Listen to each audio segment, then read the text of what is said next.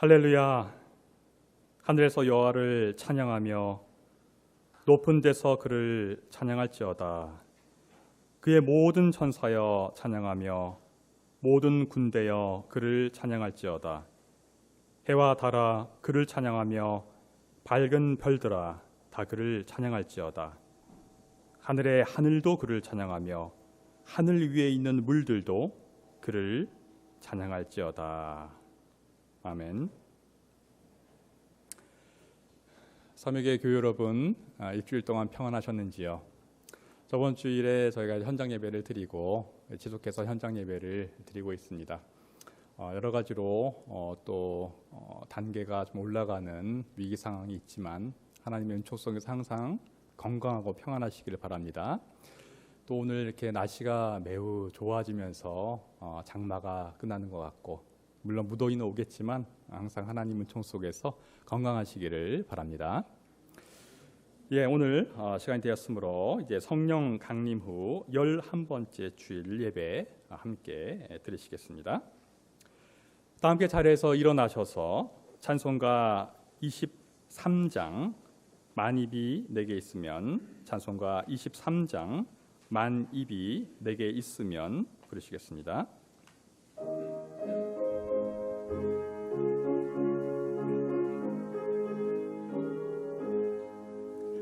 만입이 내게 있으면 그 입 다 가지고 내 구주 주시는 종을 늘 찬송하겠네.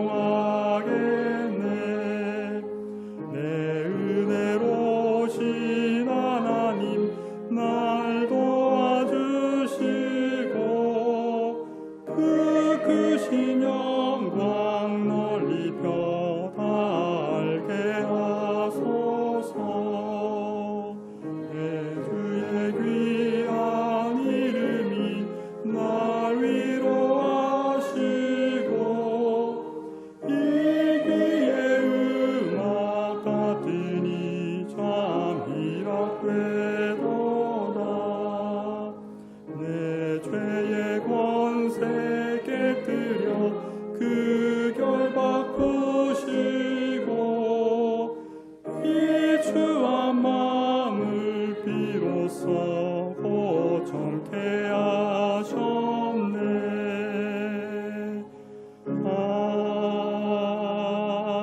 아멘.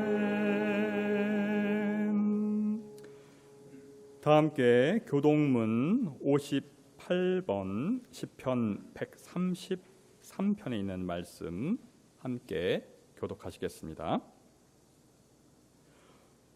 보라, 형제가 연합하여 동거함이 머리에 있는 보배로운 기름이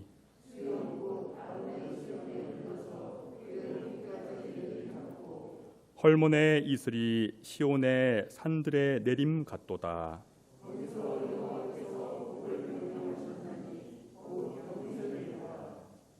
아멘. 참회 기도를 함께 드리시겠습니다. 하나님, 우리는 구원받았다는 사실에 대한 감격과 감사보다는 가지지 못하고 누리지 못하는 것에 대한 불평과 불만이 많았습니다. 죄의 종노릇하며 주님을 멀리하며 살아왔던 우리의 모습을 회개합니다. 우리의 연약한 믿음을 불쌍히 여겨 주옵소서.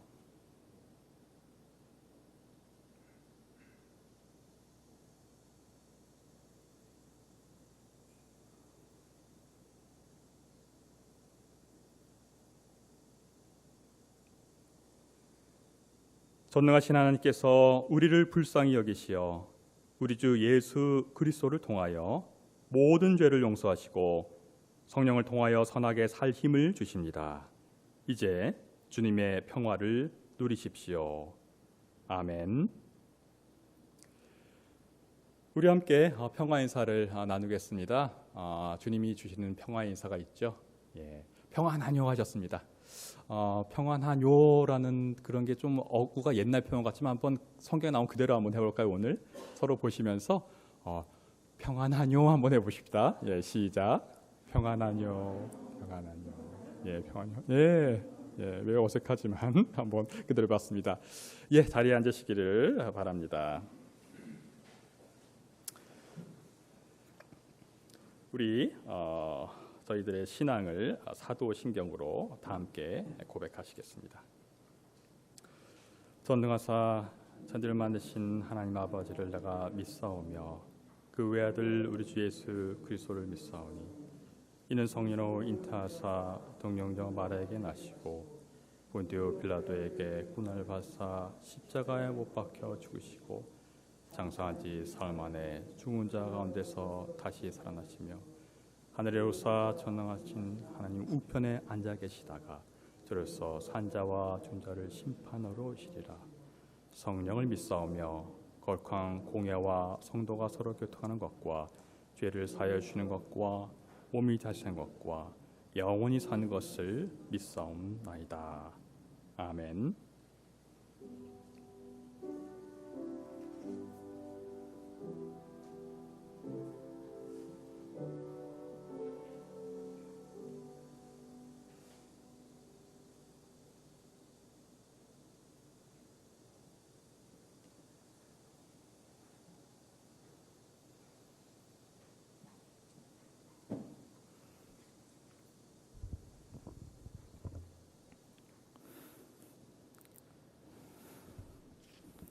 사랑의 하나님, 삼위교회를 통해 우리를 한자리에 모여 예배드릴 수 있게 해주신 주님께 감사드립니다.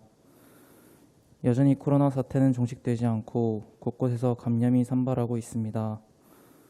그럼에도 주님께 한 걸음 다가가기 위하여 예배의 자리에 나온 이들을 축복해 주시고 모든 삼위 교우님들이 이 시기를 지나며 더욱 주님을 의지할 수 있도록 은혜를 더하여 주세요. 혼란한 시국 속에서도 주님의 뜻을 품고 지킬 수 있는 방법은 무엇인지 고민과 성찰을 지속할 수 있는 삼위 공동체가 될 수 있도록 동행하여 주세요. 주님, 무려 50일 넘게 이어진 역대 최장 기간의 장마가 이제야 종식된다고 합니다. 그동안 수많은 이재민과 피해가 속출하였고 상실의 아픔에 갈 바를 알지 못하고 헤매이는 시민들이 무수히 생겨났습니다. 주님께서 친히 그들의 마음을 헤아려 주시고 붙잡아 주셔서 남은 생을 이어감에 지장이 없도록 동행하여 주시고 그리스도인으로서 약하고 아픈 이들의 고통을 함께 느끼고 회복시킴으로써 하나님 나라를 확장시킬 수 있도록 저희들의 마음도 붙들어 주세요. 또한 이러한 기후 변화를 통해 주님께서 전달하시는 뜻이 있지는 않은지 저희들의 일상을 돌아보게 하여 주시고 주님께서 원하시는 삶의 방식이 무엇인지 고민을 지속하는 삼위 공동체가 될 수 있도록 함께 하여 주세요. 사랑의 주님, 어제는 광복절 70주년이었습니다. 저희 삼위 동산에도 삶을 바쳐 독립운동을 지속하셨던 배민수 목사님의 묘지가 있습니다. 배민수 목사님, 그리고 배민수 목사님과 비슷한 길을 걸어오셨던 독립운동가 분들을 생각하면 그리스도인으로서 사회의 정의와 평화를 바로 세우는 것에 동참하는 일에 대해 고민하게 됩니다. 하나님 아버지 앞에서 깨끗하고 순수한 신앙은 어려운 처지에 있는 고아와 과부들을 돌보고 자신을 지켜 세속에 물들지 않는 것입니다.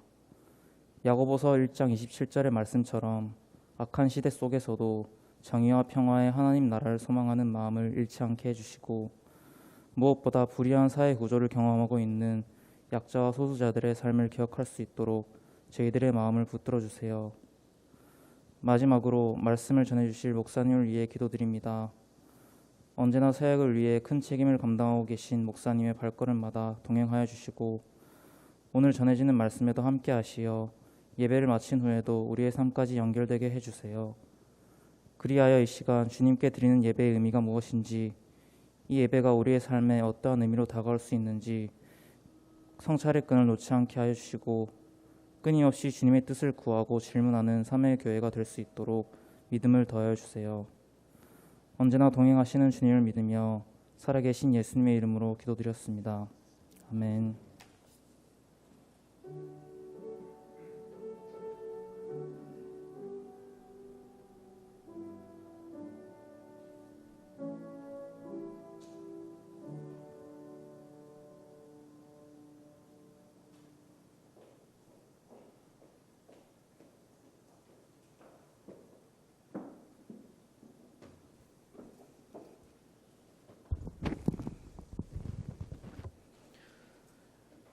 오늘 우리에게 주시는 하나님의 말씀입니다.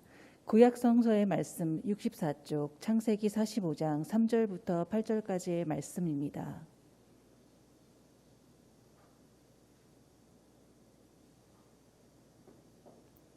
오늘 우리에게 주시는 하나님의 말씀입니다. 구약 성서의 말씀 64쪽 창세기 45장 3절부터 8절까지의 말씀입니다. 내가 요셉입니다. 아버지께서 아직 살아계시다고요. 요셉이 형제들에게 이렇게 말하였으나 놀란 형제들은 어리둥절하여 요셉 앞에서 입이 얼어붙고 말았다. 이리 가까이 오십시오 하고 요셉이 형제들에게 말하니 그제야 그들이 요셉 앞으로 다가왔다. 내가 형님들이 이집트로 팔아넘긴 그 아우입니다. 그러나 이제는 걱정하지 마십시오. 자책하지도 마십시오. 형님들이 나를 이곳에 팔아넘기긴 하였습니다만 그것은 하나님이 형님분들보다 앞서 나를 여기서 보내셔서 우리의 목숨을 살려주시려고 그렇게 하신 것입니다. 이 땅에 흉년이 든 지 이태가 됩니다. 앞으로도 5해 동안은 밭을 갈지도 못하고 거두지도 못합니다. 하나님이 나를 형님들보다 앞서서 보내신 것은 하나님이 크나큰 구원을 베푸셔서 형님들의 목숨을 지켜주시려는 것이고 또 형님들의 자손을 이 세상에 살아남게 하시려는 것입니다. 그러므로 실제로 나를 이리 보낸 것은 형님들이 아니라 하나님이십니다. 하나님이 나를 이리로 보내셔서 바로의 아버지가 되게 하시고 바로의 온 집안을 최고의 어른이 되게 하시고 이집트 온 땅의 통치자로 세우신 것입니다. 신약성서 서신서의 말씀 242쪽 로마서 11장 29절부터 32절까지 말씀입니다. 신약성서 서신서의 말씀 242쪽 로마서 11장 29절부터 32절까지의 말씀입니다.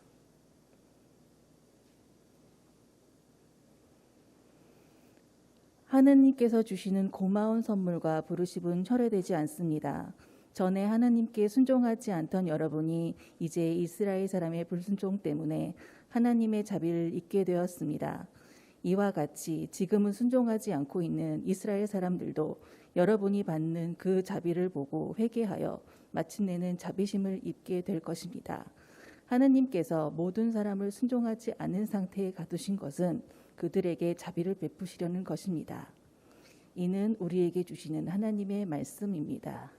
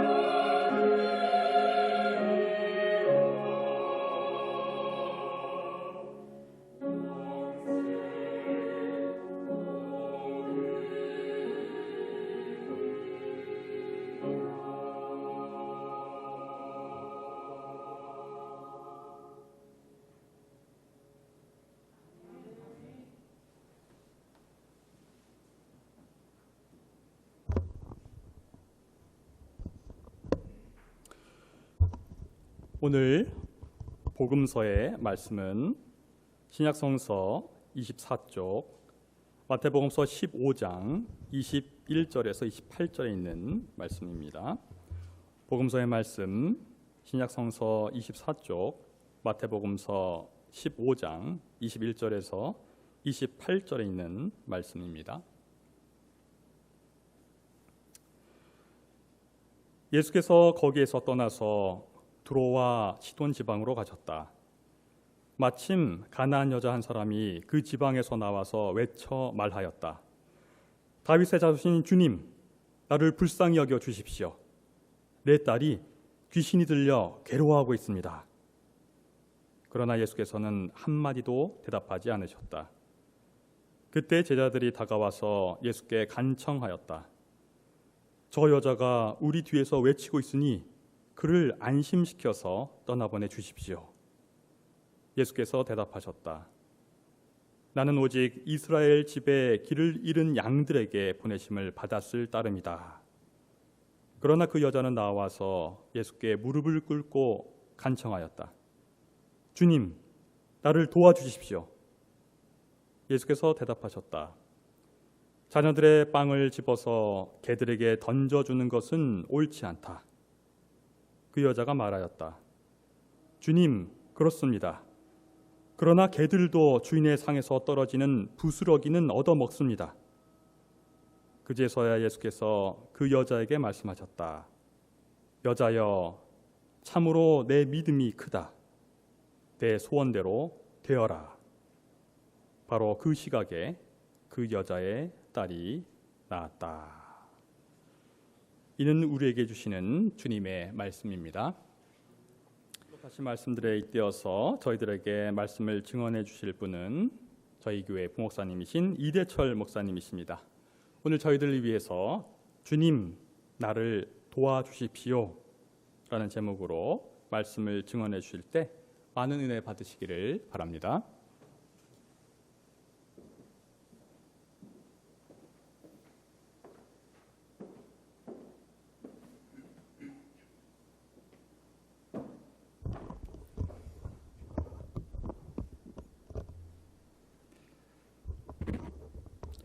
지난 100년 동안에 가장 큰 도덕적, 문화적 이슈 중 하나는 인종 문제였습니다. 독일 나치가 단지 유대인이라는 이유만으로 600만 명을 죽인 사실은 전 세계적인 충격이었습니다. 또한 남아프리카 공화국의 인종분리 정책이 대다수 인구를 피부색에 나눠서 차별하는 것을 지켜보면서 세계는 경악했습니다. 바로 얼마 전에는 미국에서 백인 경찰이 흑인 남성을 체포하는 과정에서 과잉 진압으로 인해 사망하는 사건이 발생했고, 미국 흑인 사회는 인종차별과 무자비한 공권력 집행에 분노해서 거리로 나섰고, 시위는 전역으로 확산되어 약탈과 방화 등의 사태로 미국이 큰 혼란에 빠졌었습니다. 많은 노력을 통해서 인종 문제에 있어 긍정적인 변화가 생겼지만 여전히 서로 다른 인종을 근본적으로 구분하는 나라들이 있습니다. 인종과 피부색에 상관없이 인간은 누구나 평등하다는 널리 확산된 신념을 받아들이고 배경이 매우 다른 사람들이 함께 평화롭게 살아가도록 현실 사회에서 그 신념을 실현하는 일은 아직도 많은 나라들이 해결해야 할 과제입니다. 이처럼 인간 사회에는 인종 문제를 비롯해서 종족, 민족, 성별, 종교, 이념 등 극복해야 할 편견과 의심과 미움이 많이 있습니다. 어제는 광복 75주년을 기념하는 날이었습니다. 75년 전 일제의 압제에서 해방되었지만 지금도 우리는 여전히 민족적, 역사적 갈등을 해결하지 못한 채 살아가고 있고 앞으로도 이러한 갈등이 쉽게 해결될 것 같지는 않습니다. 피해자로서 우리가 당한 고통과 상처 때문에 가해자인 일본이 자행한 악행과 잘못을 뉘우치지 않기 때문에 갈등은 쉽게 해결될 수가 없습니다. 잘못을 뉘우칠 줄 모르는 가해자를 피해자가 용서할 수가 없기 때문입니다. 또 설령 용서한다고 해도 피해자의 기억 속에는 여전히 상처가 남아 있습니다. 이처럼 피해자와 가해자의 관계 속에서는 진정한 화해와 평화가 어렵습니다. 갈등이 있는 곳에는 싸움이 있고 싸움이 있는 곳에는 죽임이 있고 죽인 뒤에는 복수가 따르고 복수는 또 다른 복수를 불러옵니다. 복수의 문제점은 그것이 우리를 노예로 만들어버린다는 것입니다. 복수는 갈등의 악순환이라는 맹목적인 자동 반응 안에 피해자와 가해자 모두를 가두어두며 이 과정은 스스로는 결코 종식될 수가 없습니다. 그렇다면 우리는 우리를 속박하는 이 피해자와 가해자라는 순환의 고리를 끊지 못한 채 미움과 증오 속에서 계속 살아가야만 하는 것일까요?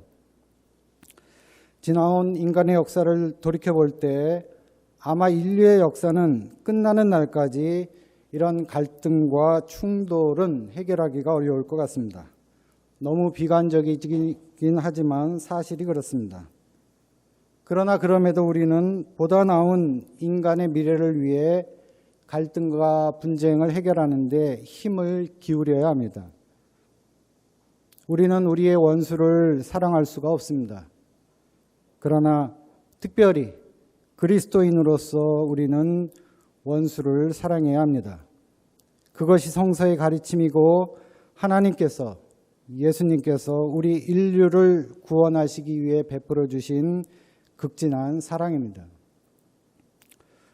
오늘 마태복음서의 가나안 여자의 이야기, 창세기 요셉의 이야기는 이러한 갈등과 충돌을 해결하는 성서적 해법을 보여줍니다. 성서에서 제시하는 해법은 원수에게 복수하는 것이 아닙니다.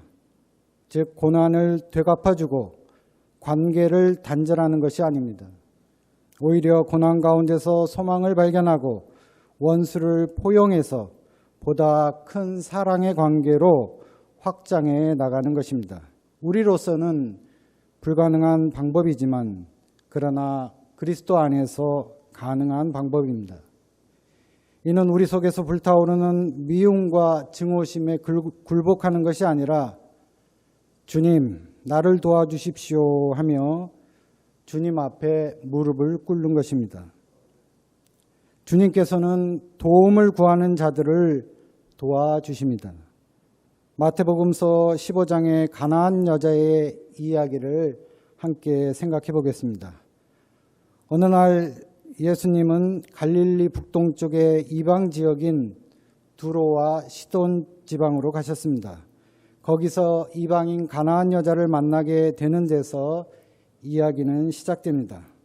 어떻게 보면 이 이야기는 민족, 전통, 지역, 종교, 성별 등에 있어 차별과 배제로 이어지던 시대에 피해자로서 살던 한 여자가 예수님과 논쟁을 하면서 참된 화해와 용서가 어떻게 가능한지, 그리고 믿는다는 것이 무엇인지를 극적으로 보여준 이야기라고 할 수 있습니다. 오늘 읽으신 마태복음서 본문 앞부분을 보면 예수님은 자신을 찾아온 정통 유대인 바리새파 사람들, 율법 학자들과 논쟁을 벌였습니다. 당시 바리새파 사람들과 율법 학자들은 유대인의 전통을 앞세우며 겉으로는 하나님을 잘 믿는 것처럼 보였으나 그 마음은 하나님에게서 멀었던 사람들이었습니다. 하나님의 본래적인 의도는 무시한 채 사람의 훈계를 교리로 가르치고 하나님께 헛되이 예배하던 사람들이었습니다. 이들은 예수님의 제자들이 손을 씻지 않고 빵을 먹는다고 더럽다고 비난했는데 예수님께서는 정말 더러운 것은 인간의 마음속에서 나오는 악한 생각들이지 뱃속으로 들어가는 음식은 아니라고 말씀하셨습니다. 예수님은 우리 몸에 해를 끼치는 것이 무엇일까라는 자기중심적인 사고에서 벗어나 우리의 행동과 태도가 다른 사람들에게 큰 상처를 줄지 모른다는 보다 넓은 생각으로 전환해야 한다는 것을 말씀하시는 것이었습니다. 예수님은 이 바리새인들과 율법학자들을 위선자라고 하셨습니다. 위선자라는 말은 연극을 하기 위해 가면을 쓰는 사람을 뜻합니다. 즉 그들이 하는 말들이 그러한 가면에 해당된다는 것이었습니다. 그들은 인간의 관습에 불과한 것을 하나님이 주신 계명의 지위까지 끌어올렸고 결국 자신들의 전통보다 훨씬 더 중요한 성경 자체를 뒤엎어버리고 말았습니다. 예수님은 그들의 최근의 전통이 오히려 모든 것의 토대가 되는 오랜 전통인 하나님의 말씀을 손상시켰다는 그 점을 비판하셨던 것입니다. 이처럼 예수님은 전통이 거룩하다라고 울타리를 친 민족 내부의 유대인 남자들과 논쟁을 벌이셨는데 이는 이어지는 오늘 가나안 여자와의 두 번째 논쟁과 대조를 이룹니다. 이방 지역에 들어선 예수님은 유대 전통이 부정하다라고 규정한 민족 외부의 가나안 여자, 귀신 들려 괴로워하는 딸을 둔 엄마와 만나게 되어 처음에는 침묵을 지키시다가 나중에는 이 여자와 논쟁을 벌입니다. 그리고 논쟁의 말미에 예수님은 이 여자의 믿음이 크다고 칭찬하셨습니다. 유대인 자신들의 전통에 의해 판단한 것과는 정반대의 결과였습니다. 즉 예수님은 유대인들이 거룩하다고 한 것을 부정한 것이라고 하셨고 유대인들이 부정하다고 한 것이 오히려 거룩한 것이라고 말씀하셨습니다. 그렇다면 예수님은 왜 이 가나안 여자의 믿음이 크다고 하신 것일까요? 이 가나안 여자에게는 예수님이 어떤 분인지에 대한 분명한 믿음이 있었습니다.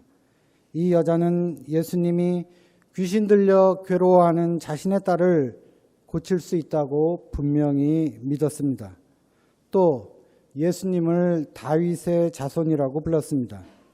그것은 유대인들이 메시아에 대해 쓰는 호칭이었고 예수님의 제자들은 이제야 겨우 그 호칭이 예수님과 연관되었다는 것을 깨닫는 중이었습니다. 또한 이 여자는 유대인이 정말로 약속을 받은 백성이라면 유대의 메시아는 궁극적으로 이 세상 전체에 복을 가져올 것이라고 믿었습니다. 그녀는 자신의 어떤 권리나 공적을 주장하지 않았고 또 피해자로서 자신의 상처를 내세워 다른 사람을 원망하지도 않았습니다.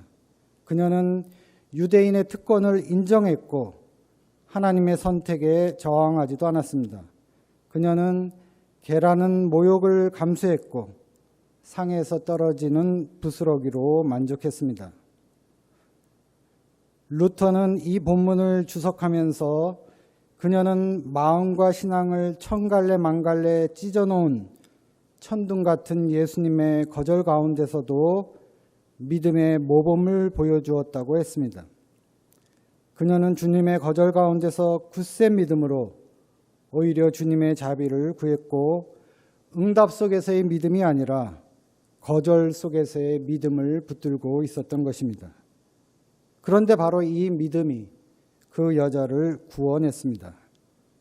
마침내 예수님의 입에서 감탄이 터져나왔습니다. 여자여, 네 믿음이 크다. 예수님은 이 여자의 호칭을 다시 불러주심으로 이 여자의 정체를 새롭게 하셨습니다.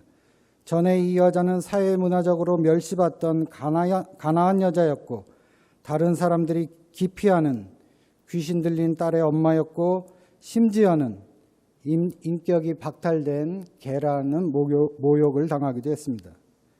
그러나 예수님께서는 외적으로 규정된 상황을 보신 것이 아니라 하나님을 향한 간절한 마음을 보시고 이 여자에게 새로운 정체성을 부여해 주셨습니다. 더럽고 부정한 여자가 아니라 믿음이 큰 여자로 말입니다. 이제 그녀는 자신을 억누르는 외적 환경에 의해 강요된 정체성에서 벗어나 그리스도를 통해 부여된 새로운 정체성을 지니고 살게 되었습니다. 그녀의 귀신 들린 딸이 회복되었을 뿐만 아니라 그녀 자신의 고통에서도 벗어나게 된 것입니다. 과거에 그녀를 괴롭게 했던 모든 일들은 이제 그녀의 믿음을 더욱 빛나게 하는 장신구가 되었습니다. 하나님의 도움, 하나님의 자비는 이런 것입니다. 인간의 전 존재를 하나님의 구원의 빛 속에서 새롭게 창조해 주시는 은혜의 선물입니다. 오늘 구약성서 요셉의 이야기도 인간의 생각과 계획을 훨씬 뛰어넘는 하나님의 크신 구원에 관한 이야기입니다.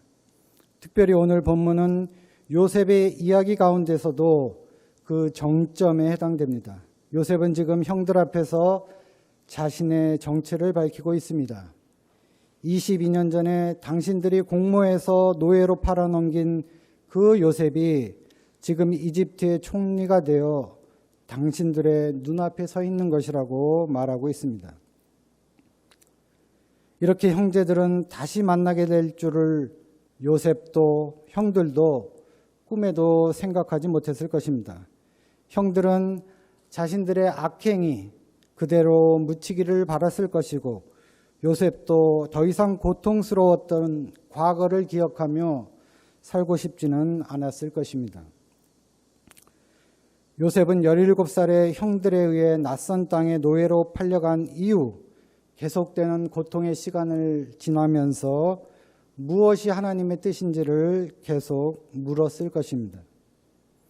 또 위기의 순간마다 하나님의 도우심을 간절히 구했습니다. 그리고 주님께서는 고난 가운데서도 요셉과 함께 하셔서 앞길이 잘 열리도록 도와주셨습니다. 그러다 마침내 요셉은 30살에 이집트의 총리가 되는 영광을 누리게 되었고 가정도 이뤄 두 아들을 얻게 되었습니다. 그러면서 나름대로 자신의 굴곡진 삶에 대해 정리하고 믿음으로 자신의 고난을 수용한 것 같았습니다. 첫째 아들의 이름을 므낫세라고 지었는데 그 뜻은 잊게 하다라는 뜻으로 하나님이 자신의 온갖 고난과 아버지의 집 생각을 다 잊어버리게 하셨다는 의미를 담고 있습니다. 둘째 아들 이름은 에브라임이라고 지었는데 그 뜻은 갑절로 열매를 맺다라는 뜻으로 하나님이 자신이 고생한 이집트에서 자손을 번성하게 해주셨다는 의미입니다. 아마 요셉은 여기까지가 자신과 얽혀있는 형들과의 미움의 관계를 매듭짓는 최선의 방법이라고 생각했는지도 모르겠습니다. 이집트 총리라는 권력자로서 형들에 대한 복수를 생각하지 않고 오히려 모든 것을 하나님의 뜻으로 해석하는 요셉은 이미 역경을 통해 큰 믿음의 사람으로 변해 있음을 우리는 알게 됩니다. 그러나 하나님의 섭리는, 주님의 방법은 우리의 생각과 이해를 뛰어넘습니다. 모든 것을 잊겠다는 요셉 앞에 어느 날 거짓말처럼 자신을 노예로 팔아넘긴 형들이 나타났습니다. 요셉은 자신이 기억하지 않으므로 불의한 형들과의 관계가 끝날 수 있다고 생각했지만 하나님의 정의는 아직 끝나지 않았습니다. 하나님은 그들의 기억에서 20여 년 전에 불의한 일들을 다시 소환하셨습니다. 요셉과 형들은 다시 만났고 지금 요셉은 형들에게 자신의 정체를 밝혔습니다. 형들은 놀라움과 두려움으로 얼어붙어 아무 말도 못했습니다. 죽은 줄로 생각했던 요셉이 이집트의 총리가 되어 자신들의 앞에 서 있다니, 형들은 속으로 이제 죽었구나라고 생각했을 것 같습니다. 그러나 성서를 보면 요셉은 오히려 간곡한 말로 형제들을 위로합니다. 오늘 창세기 본문 5절 말씀을 보면 요셉은 이제는 걱정하지 마십시오. 자책하지도 마십시오. 형님들이 나를 이곳에 팔아넘기긴 하였습니다만 그것은 하나님이 형님들보다 앞서서 나를 여기에 보내셔서 우리의 목숨을 살려주시려고 그렇게 하신 것입니다. 라고 말합니다. 여기서 주목해 볼 점은 요셉이 자신의 정체를 두 가지로 밝히고 있다는 것입니다. 첫째는 자신이 형들이 이스마엘 사람들에게 노예로 팔아버린 그 동생이라는 것과, 둘째는 자신이 하나님의 구원의 큰 계획 속에 형들보다 앞서 보냄을 받은 자라는 것입니다. 아마 요셉이 이 첫 번째의 정체성에만 머물렀다면, 다시 말해 미움과 복수의 진념에만 사로잡혔다면 요셉 형제들의 이야기는 비극적인 복수극으로 끝나버렸을지도 모릅니다. 그러나 중요한 것은 요셉이 계속되는 고난과 어려움을 통해 그 가운데 함께 하시는 하나님을 발견했고 자신에게 벌어지는 모든 일들이 하나님의 섭리 가운데 있다는 것을 깨닫게 되었다는 것입니다. 그래서 요셉은 자신의 정체를 하나님의 계획 속에서 볼 수 있는 믿음의 눈을 갖게 되었습니다. 요셉에게는 사람의 뜻이 아니라 하나님의 뜻이 모든 사건 안에 있는 지배적인 현실이라는 확신이 생겼습니다. 요셉은 자신의 이 두 번째의 정체성을 통해 첫 번째의 정체성을 넘어설 수 있었습니다. 즉 하나님의 크신 구원의 계획 속에서 형들에 대한 미움과 증오를 극복할 수가 있었습니다. 이처럼 고난 가운데서 하나님의 자비를 경험한 사람은 모든 사건 속에서 하나님의 손길을 감지할 줄 알기 때문에 자신에게 악을 행한 사람들도 포용할 수 있게 됩니다. 하나님에 대한 큰 믿음은 하나님의 방법이 인간의 방법과는 다르다는 것을 깨닫게 합니다. 하나님의 도움을 통해 새로운 정체성을 획득한 사람은 쓰라린 과거를 하나님의 크신 계획 속에서 새로운 현재로 해석할 수 있는 힘을 얻게 됩니다. 하나님의 자비가 인간의 존재를 변화시킵니다. 그리고 여기서 우리는 하나님의 정의에 관해서도 생각해 볼 수 있습니다. 하나님은 하나님의 구원의 계획을 통해 형제들 간의 갈등과 충돌을 바로 잡으셨습니다. 하나님은 피해자로서의 요셉의 기억, 가해자로서의 형들의 기억을 다시 불러내셨습니다. 그래서 형들에게는 회개할 수 있는 기회를 주셨고 요셉에게는 용서할 수 있는 기회를 주셨습니다. 그리고 그들의 관계를 피해자, 가해자의 관계에서가 아니라 하나님의 크신 구원의 계획이라는 제3의 관점에서 새롭게 조정하시고 화해시키셨습니다. 하나님이 그 불의한 사건을 다시 기억 속에 불러내신 것은 과거의 불의를 심판하시고 정죄하시려는 것이 아니라 그 불의가 남겨놓은 상처들을 치료하고 끊어진 관계들을 다시 회복시키기 위한 것이었습니다. 다시 말해 그 불의한 사건을 더 이상 기억하지 않게 하기 위한 것이었습니다. 형들의 악행은 하나님의 구원 사건에 의해 극복되었으며 그 악행의 자경력도 정지되었습니다. 이것이 인간이 헤아릴 수 없는 하나님의 정의, 하나님의 자비입니다. 인간은 복수하기 위해 기억하지만 하나님은 용서하시기 위해서 기억하십니다. 복수라는 끝없는 폭력의 고리를 끊기 위해서는 인간은 더 이상 기억하지 않아야 하지만 그 폭력의 사슬을 끊어버리는 용서를 행하기 위해서 하나님은 모든 것을 분명히 기억하고 계십니다.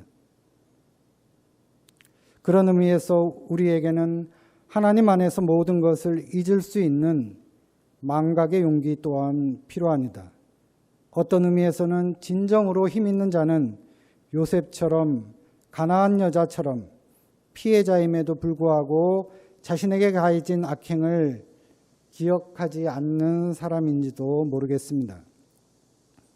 이는 하나님 앞에서 자신이 죄인임을 철저하게 인식하고 있는 사람에게만 가능한 일입니다.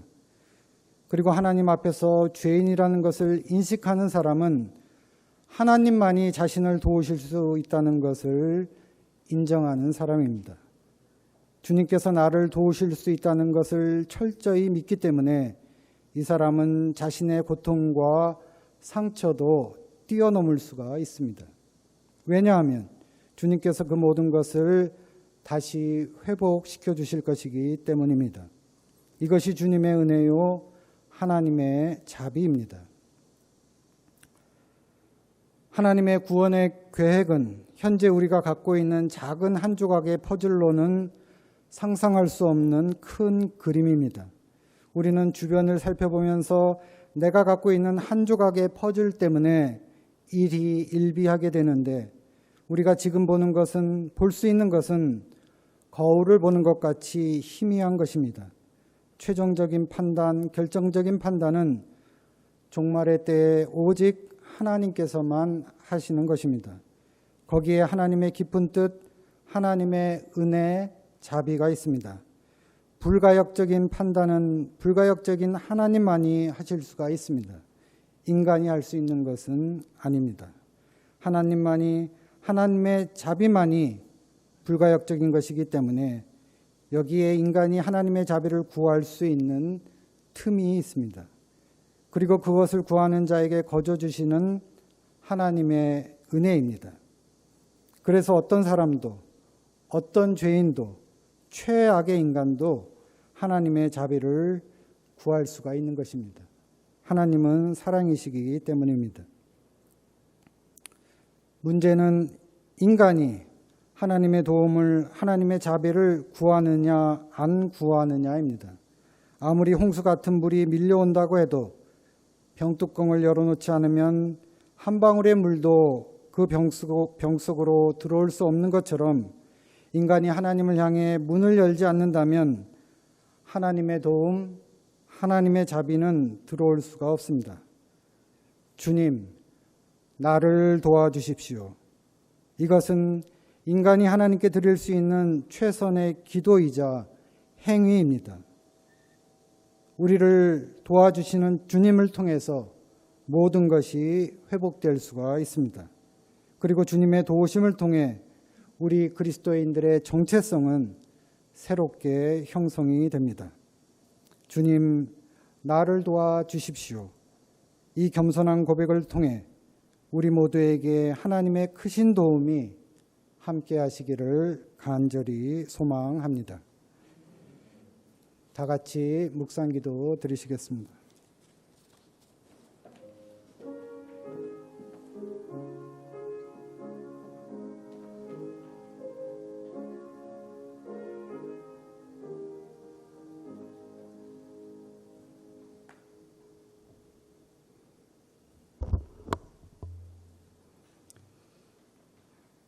다 함께 찬송가 539장 너 예수께 조용히 나가 찬송가 539장 너 예수께 조용히 나가 부르시겠습니다.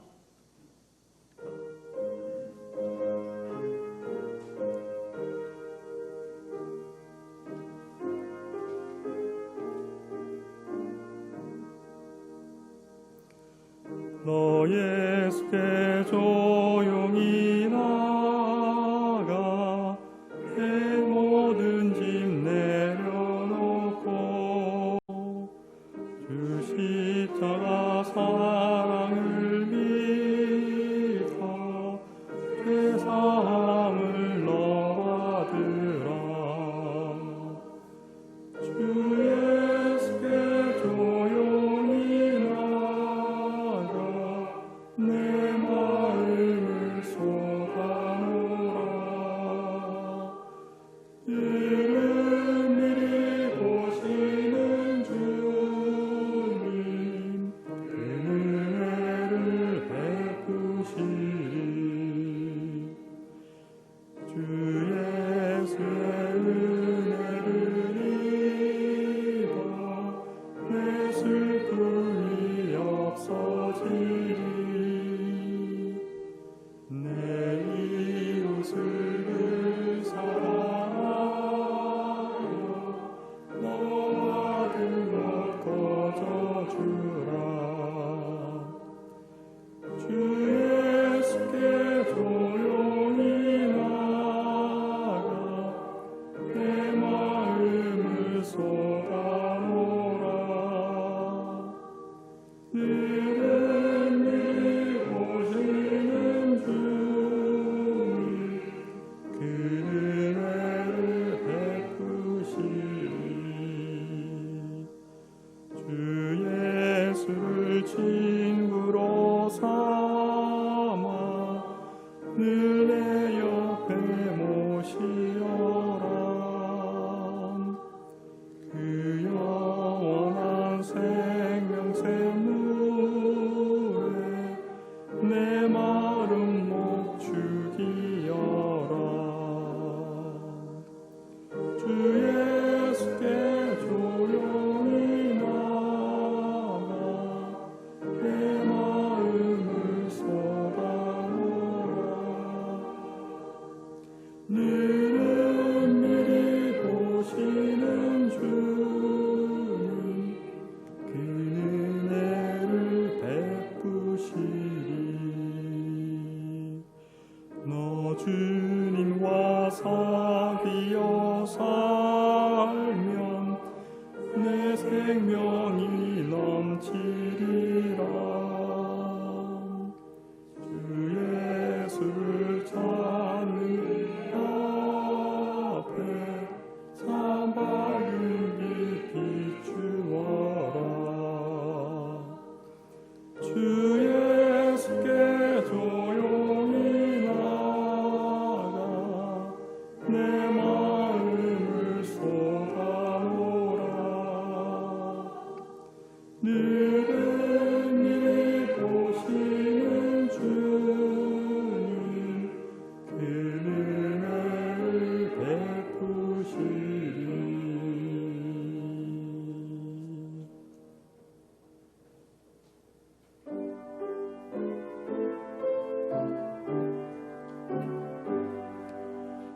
나의 생명 드리니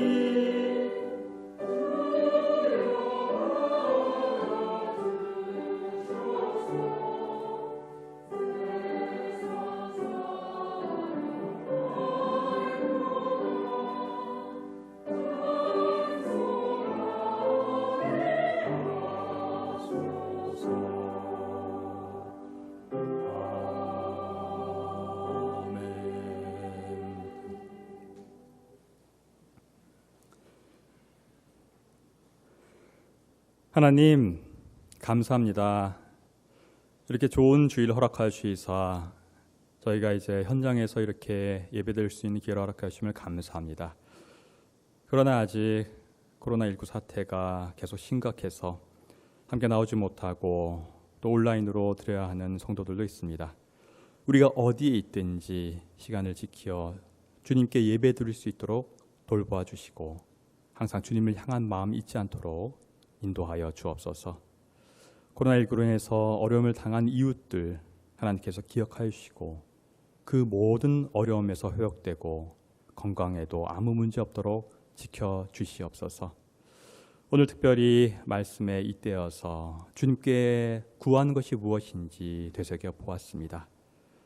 나의 모든 능으로가 아니라 오직 주님의 은총으로 주님의 능력으로 할 수 있다는 사실을 겸손하게 무릎 꿇고 고백했던 가나안 여인처럼 또 이집트를 총괄하는 위치에 있었지만 항상 모든 것이 하나님의 섭리 속에 있었음을 고백하는 그러한 요셉의 믿음처럼 우리도 그런 신앙을 가지고 항상 겸손히 무릎 꿇고 주님께 도움을 요청할 때 주님 저희와 함께 하시고 주님의 뜻 안에서 만사 형통할 수 있는 하늘의 복을 내리어 주옵소서. 오늘 또 현장을 통해서 또 온라인을 통해서 헌금을 드립니다. 저희가 각기 제목으로 드리는 모든 헌금의 제목들 하나님 기억하여 주옵소서. 11조로 감사로 주정으로 선교로 주일로 특별 헌금으로 모든 제목들 하나님 그 헌금과 함께 드리는 마음 어여삐 보시사 하늘의 큰 복 내리어 주옵소서. 감사드리오며 예수님 이름으로 기도하옵나이다. 아멘. 알리는 말씀 광고 드리겠습니다. 오늘 귀한 말씀 전해주신 우리 이래철 부목사님께 감사를 드립니다. 그럼 아시는 대로 이제 현장 예배가 2주차에 들어가고 있습니다. 그러나 아시는 대로 지금 상황이 계속 좋지가 않습니다. 정부에서도 단계를 또 2단계로 올렸고 특별히 고양시에서 요즘 최근에 많은 확진자가 나오고 있고 또 주변 교회들에서 확진자가 나오고 있습니다. 여러분 주보에도 나와 있고 또 카톡으로도 보고 그 모든 내용들 잘 숙지하셔서 여러분들의 방역 수칙 잘 지켜서 안전하고 은혜로운 예배가 될 수 있도록 우리 함께 협조해 주시기를 진심으로 부탁을 드립니다. 한 가지 의미 있는 프로그램이 있어서 한 가지 소개를 드리고자 합니다. 안에 주보를 보시면은요, 연세의 얼과 길이라는 속지가 있습니다. 연세대 미래교육원의 입문 강좌로서 새롭게 개설하는 그러한 프로그램 수업인데요. 우리 전임 목사님이셨던 정미영 목사님, 또 정은영 박사님, 제가 함께 좀 새롭게 탐방하는 그런 프로그램을 마련했는데 예상외로 이게 코로나19 사태가 계속되면서 이 탐방하는 프로그램에는 아주 최악의 상황이 되었습니다. 그래서 특별히 좀 수강에 어려움이 있는데 여기 말씀드린 특별한 이유는 그 뒤쪽에 보시면 8주 차에 연세대학교가 최초의 기독교 대학이면서 또 그 속에서 우리 3회 교회의 정신과 기독 정신이 있지 않습니까? 그래서 3회 정신과 3회 캠퍼스 소개 시간도 들어가 있는 프로그램이라서 특별히 좀 광고를 드립니다.